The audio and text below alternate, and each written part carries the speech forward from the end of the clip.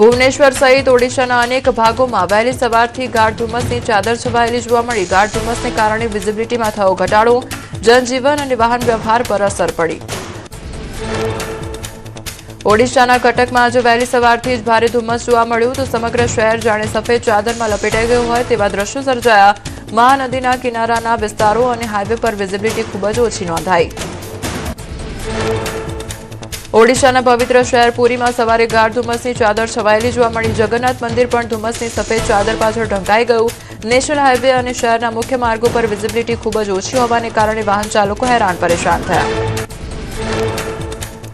શિયાળાની વિદાય અને ગરમીની શરૂઆત વચ્ચે દિલ્હીના વાતાવરણમાં પલટો જોવા મળ્યો. ઇન્ડિયા ગેટ પાસે ગાઢ ધુમ્મસની ચાદર છવાઈ.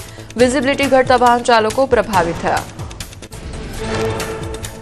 જમ્મુ કાશ્મીરના ખરાબ રસ્તાઓ અને સુવિધાઓના અભાવથી પ્રવાસીઓને હાલાકી. પોસ્ટમાં પર્યટન સ્થળોની મુલાકાત લેતા પ્રવાસીઓને ભોગવવી પડે છે મુશ્કેલી.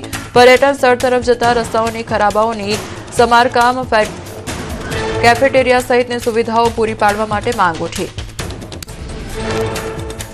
ઉત્તરાખંડના પિથોરાગઢમાં મુનસ્યારીના ખલિયા ટોપમાં સ્કીઇંગની તાલીમ શરૂ. ભારે હિમવર્ષા બાદ 60થી વધુ યુવક યુવતીઓને સ્કીઇંગની વ્યાવસાયિક તાલીમ અપાઈ.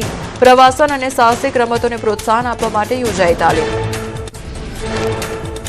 અરવલ્લી જિલ્લાના વાતાવરણમાં આવ્યો પલટો. મોડાસા, ઇસરોલ, જીવનપુર સહિત અનેક વિસ્તારમાં વહેલી સવારથી વાદળછાયું વાતાવરણ જોવા મળ્યું. વાતાવરણમાં આવેલા પલટાથી ધરતીપુત્રો ચિંતિત થયા.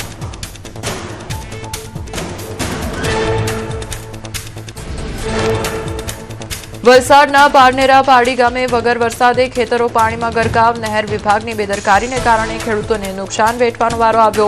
અચાનક વધારે પાણી છોડાતા નહેર ઓવરફ્લો થઈ. અસરગ્રસ્ત ખેડૂતોએ નહેર વિભાગ સમક્ષ નુકસાન વળતરની કરી માંગ.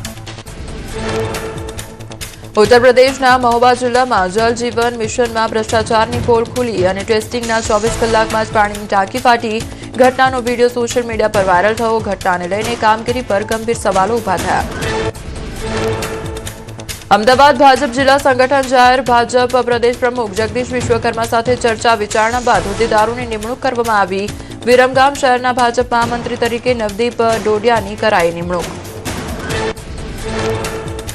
જેની ઠુમ્મરના નિવેદન પર ભાજપની પ્રતિક્રિયા. પ્રદેશ ભાજપ પ્રવક્તાએ કહ્યું, કપડાનું નહીં કામગીરીનું મૂલ્યાંકન કરવાનું હોય. ભાજપના મહિલા જનપ્રતિનિધિથી ઈર્ષા થતી હોવાના આરોપ. અત્યારે સ્ત્રી સહજ ઈર્ષાથી આ પ્રકારના નિવેદન આપતા હોવાનો પ્રહાર કરવામાં આવ્યો.